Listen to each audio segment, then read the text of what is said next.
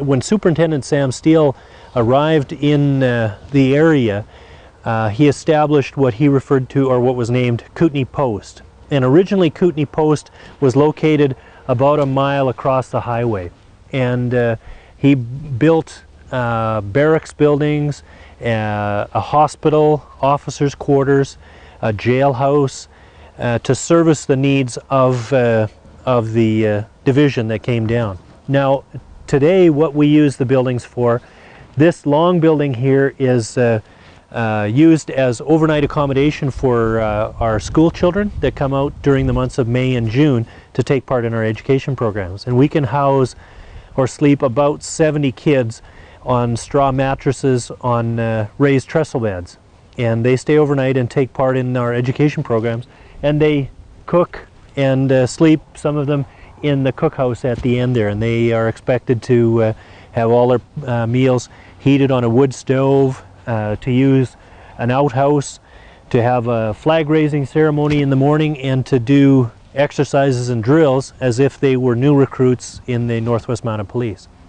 We also have, like I say, other programs that are available for education programs for school groups, and we accommodate usually between 3,000 and 4,000 school kids with programs during the months of May and June. And those kids come from the northern United States, Washington and Oregon, and British Columbia, and as well as Alberta, and some from Saskatchewan. So we're quite proud of our education programs. Let's take a look inside one of the barracks buildings, and we'll show you a typical accommodations. Actually, we've had quite a few people come down and do filming. Like I say, we shoot commercials. We've had 2 movies shot here. The Gray Fox, and there was another ABC movie, and it was before my time.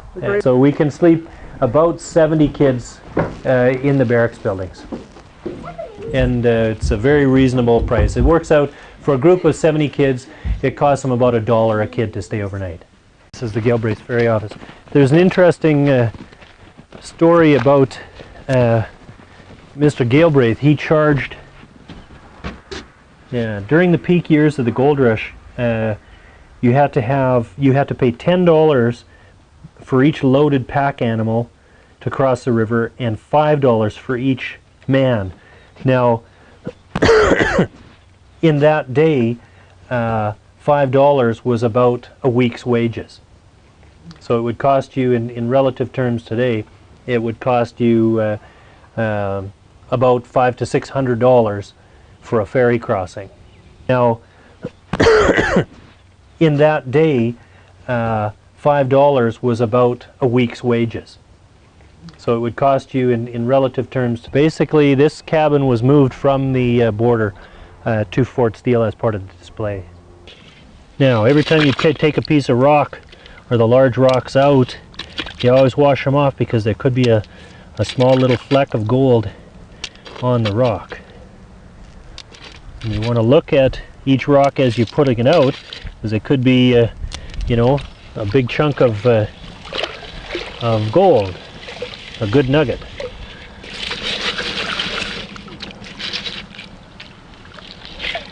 Site we have also a number of reproduction buildings.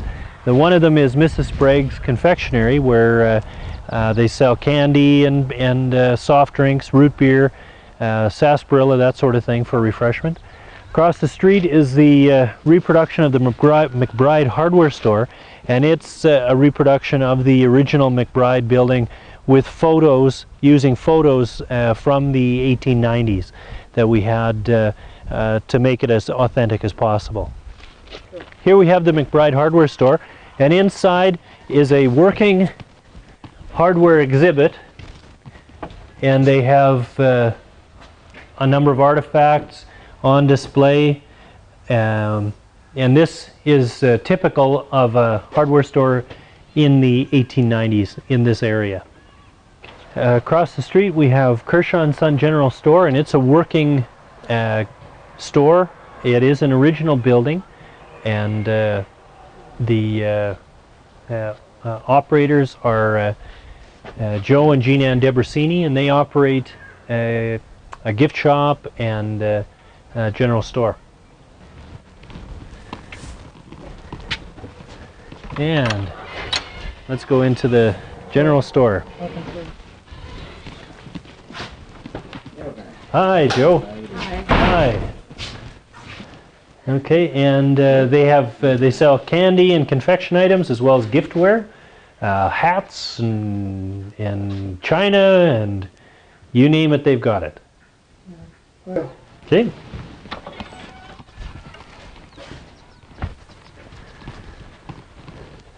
And here we have the office of the Friends of Fort Steele Society. This is located in the Dempsey House, which is was the residence of the last remaining person to live in Fort Steele, and he passed away 2 years ago.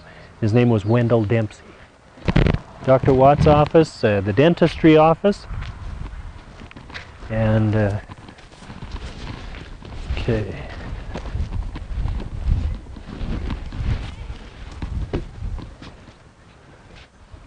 Okay, and some of the tools in the dentistry office were quite interesting. As you can see, the chair looks somewhat the same, and there's the drill over in the corner. And this is the telegraph office, and at the turn of the century, Fort Steele did have a telegraph. It cost approximately $2.50 to send a cable or a telegram to Toronto. How much to Vancouver? It was probably $3 to Vancouver. It would cost more to send a telegram to Vancouver than it did to Toronto. There was other churches in town. There was a Presbyterian church, a Catholic church, and an Anglican church. So we covered pretty well all the bases for the turn of the century. And people come to Fort Steele on a regular basis during the summertime to get married, either at our bandstand or in one of the churches. And it's very, very popular. We usually have a wedding every Saturday and Sunday, and very often during the week as well. This is the one-room schoolroom that was operated by a teacher, Miss Bailey. And we know quite a bit about Miss Bailey, and it's well documented from the Prospector newspapers. And she ran the school here for many, many years. Today, again, we hold classrooms in here through our education programs, and we give them a 1-hour school days program that would depict a day in the life of taking your schooling through a one-room classroom. We have the kids, if they're misbehaving, we put a dunce cap on them and put them in the corner. If they're being bad, we take them out and we pretend to strap them. We have them, if they've got dirty hands, they have to wash their hands in the back. We have the basics of reading, writing, and arithmetic, and it's a very popular program for the schools.